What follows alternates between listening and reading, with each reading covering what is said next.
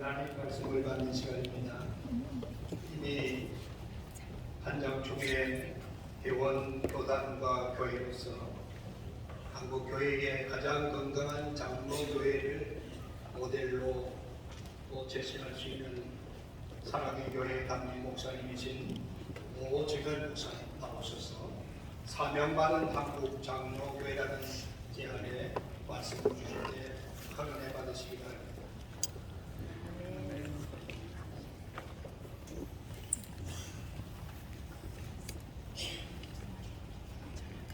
저희가 이 코로나의 강을 가동한 이후에 장로교회가 각 교단 대표들이 마음을 모아가지고 다시 일어서고 다시 재부흥하고 이제 우리가 우리 생명과 소망 되신 주님을 찬양합니다.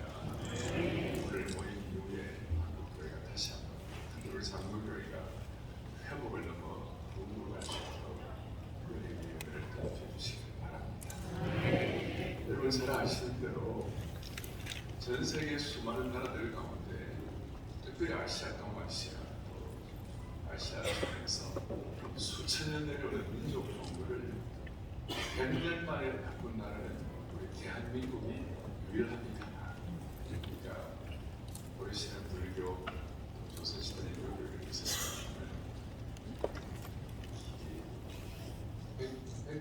한 39년 만에 수천 년 내려오는 민족 100년 만에 바꾼 케이스가 우리나라가 유일한데 그 이유 중에 하나가 한국 장로교회가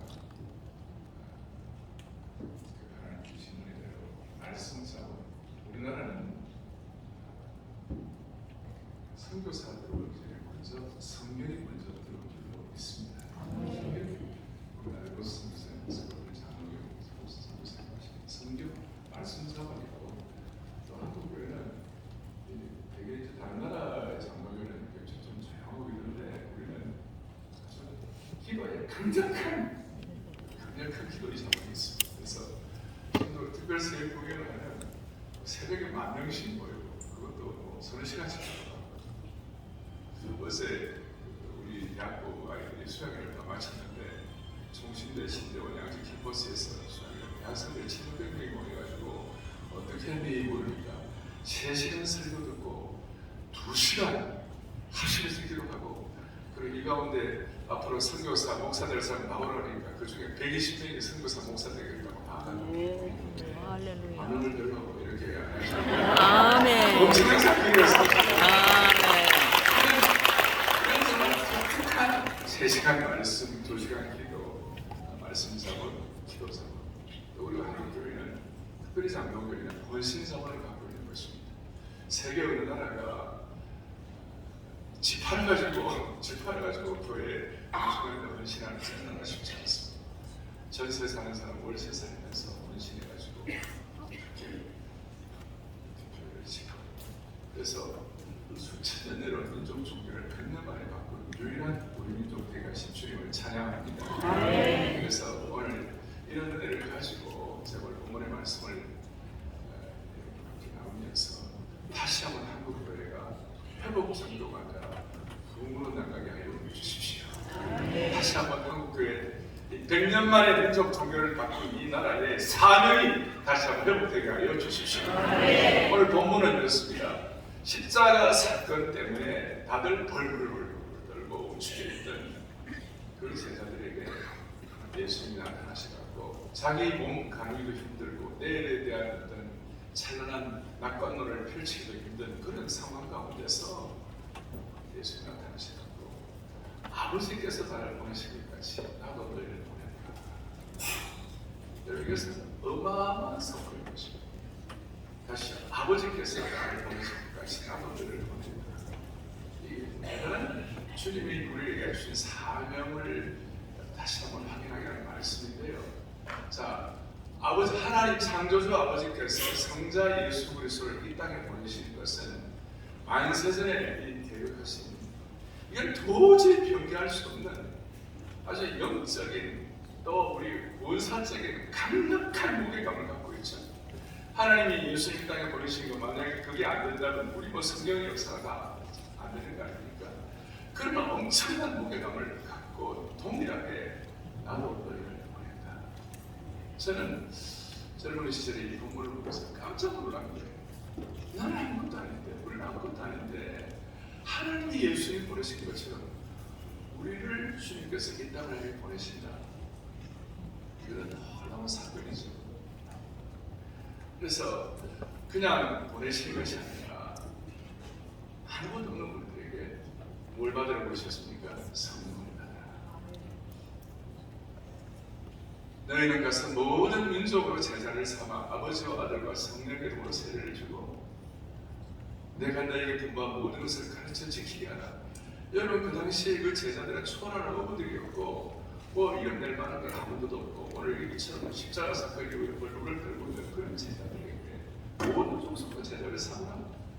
말도 안 되는 사건이죠. 그런데 말도 안 되는 명령이신데도 불구하고 앞에 하늘과 땅에 있는 모든 권세를 내게 주셨어요.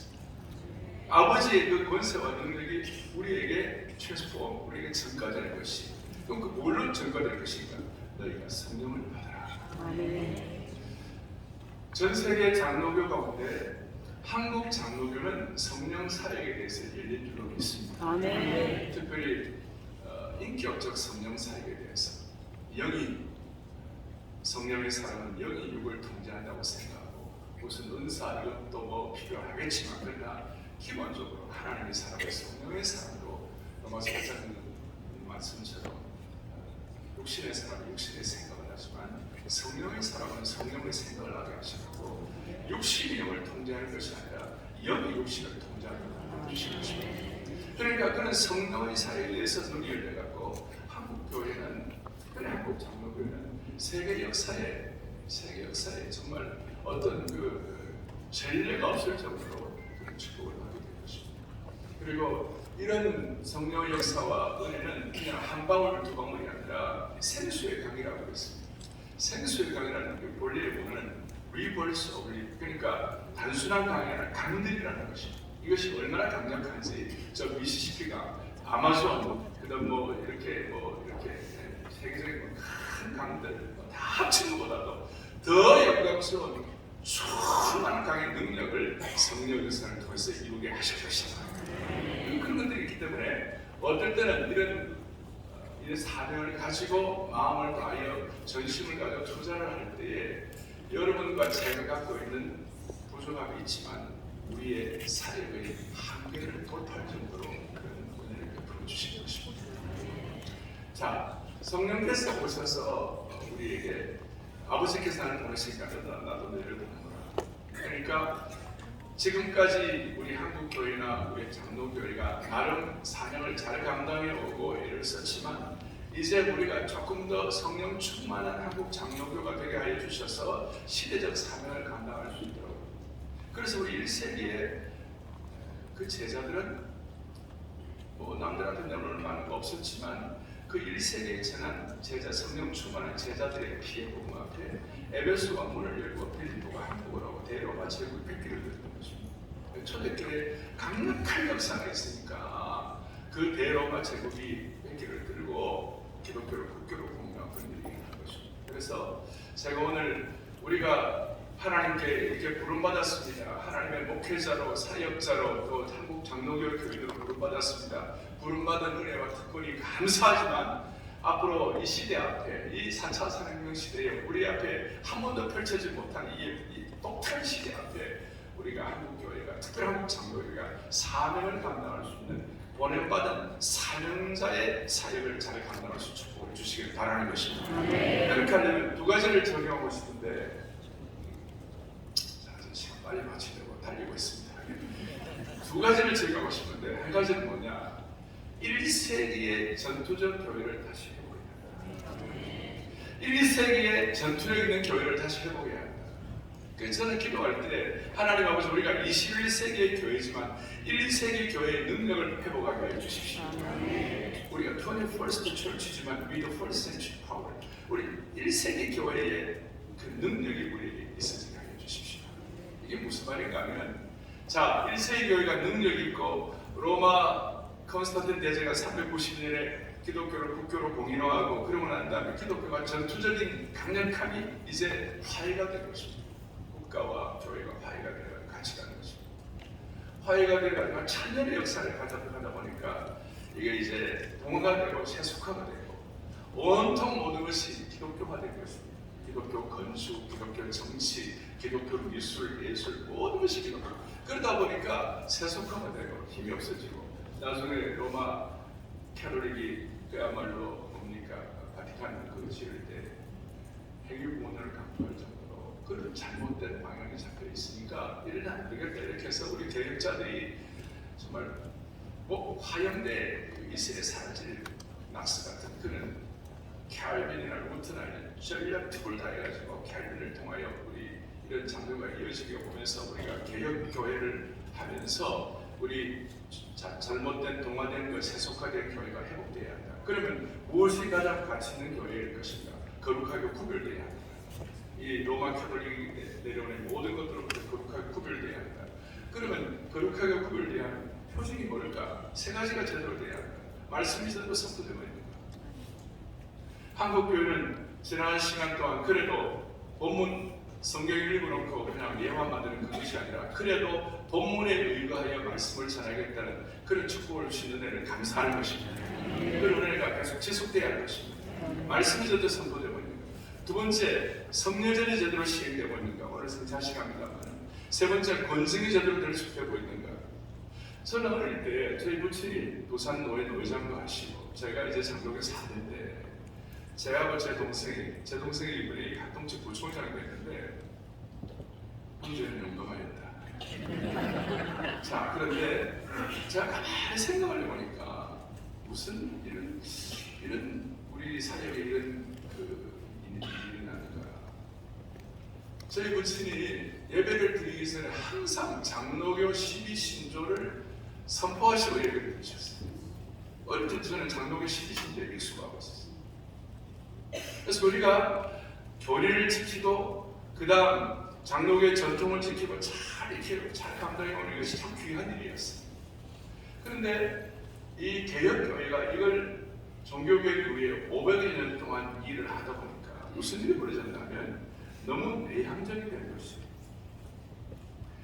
아버지께서 나를 보내실 것 같이 나도 너희를 보낸다는 이 사명을 조금 더 충실히 이해할 수 있는 어떤 그런 그 집중력이 좀 사라지기 시작했어요. 내향적이 되다 보니까 교회 안에서 내부 분열이 일어나고 아군끼리 싸우고 이런 일들이 많이 일어났어요. 바로 웃기는 이번 장로교의 날 지나고 난 다음에 한국 교회가 1세기 교회의 전투력을 다시 회복하게 하여 주셨습니다. 아멘. 보내받은 사명자의 사역을 충실히 감당하는 축복을 주시기를 바랍니다. 아멘. 두 번째로는 그러면 어떻게 하면 보내받은 소명자의 사역을 더 잘 감당할 것인가? 이제는 경쟁 구도가 아니라 섬김 구도, 경쟁 구도가 아니라 미션 구도. 그 이유는 우리 앞에 펼쳐진 이 시대적 상황이 만만하지가 않습니다. 세 가지 삼수의 변곡점을 맞이하고 있습니다. 시대의 변화, 영적 정체, 낯선 다음 세대. 인공지능의 진보로 사람의 일자리가 줄어드는 것이 현실화 되어버렸고 챗GPT가 설교문을 작성하려고 하는 이런 시기에 우리가 어떻게 하면 보내받은 사명자의 삶을 잘 살아갈 수 있을 것인가? 어떻게 성경적 가치관, 한국교회에 가신 말씀 자본, 기도 자본, 헌신 자본을 유지할 수가 있을 것인가? 교파적으로 단파적인 분열을 멈추고 우리에게 주신 복음의 절대적 하나님 말씀의 절대 진리, 예수 그리스도의 유일성, 공교의 중요성, 성령의 능력과 주권 이런 것들을 어떻게 지켜나가는 것인가? 제가 볼 때 한국 교회가 특별히 장로교회가 성경보다 미션보다 또 영적인 비대칭 전략을 가지고 골리앗이 막 칼을 들고 나왔을 때 비대칭 전략이라고 했습니다. 다윗은 가만히 있다 같이 칼 들고 나간 것이 아니라 물맷돌 들고 나간 것입니다. 링컨이 막 전쟁하고 싸우는데 그 전략을 세고 막 그랬는데 갑자기 링컨은 기도하다가 것입니다. 여호사밧 앞에 수많은 대군들이 왔을 때 사람들 앞세우고 비대칭질되는 한국 교회가 시대할 때 모든 사람들이 뻔히 알만한 그런 어떤 작전이 아니라 강력한 영적 비대칭 전략, 성경구도 미션구도를 가지고 승리하는 축복을 주시기를 간절히 바랍니다. 아멘. 작년도 9월 26일 날 한국교회 성김의 날이라고 해서 저희들이 목사님들, 사역자들, 성도들 정말 5,596명의 사역자들이 같이 모여가지고 1박 2일 동안 집회를 하는데 지방에서 오신 분들은 뭐 숙소들이 다 없으니까 우리 교우들이 이제 홈스테이를 한다고 이렇게 가져서 상당히 많은 헌신을 하고 이렇게 했는데 9일에 한국교회 성김의 날을 이렇게 하면서 우리가 어떻게 앞으로 이 미션 구도로 제대로 나가야 되겠습니까? 슬로건을 하나 주셨습니다. 사람에게는 진심, 하나님께는 전심. Sincere heart to people, whole heart to God. 한국 장로교회가 시대에 사람에게는 진심으로, 하나님께 전심으로 가면 하나님이 반드시 역사해 주시기 바랍니다. 2010년이 에딘버러 선교 100주년이었습니다. 스코틀랜드 장로교회 거기서 선교회당 열정과 꿈을 가지고 선교회를 하고 그때 우리 한국 일제시대 시작이었지만 3월 마페 선교사님하고 이렇게 해가지고 한국 장로교회가 에딘버러의 대표단을 파송했습니다.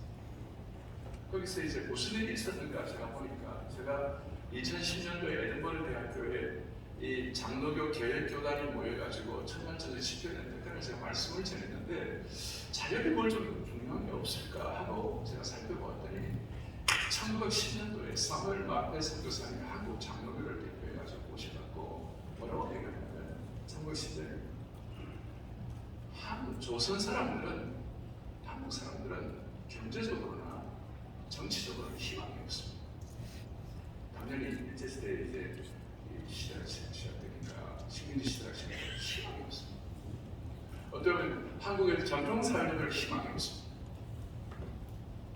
그런데 한국 사회가 딱 하나 희망이 뭐냐면 한국이 영적으로는 강국이 될 것이다. 아멘. 한국 장로교를 중심으로 해가지고 영적으로는 강국이 될 것이다. 아멘.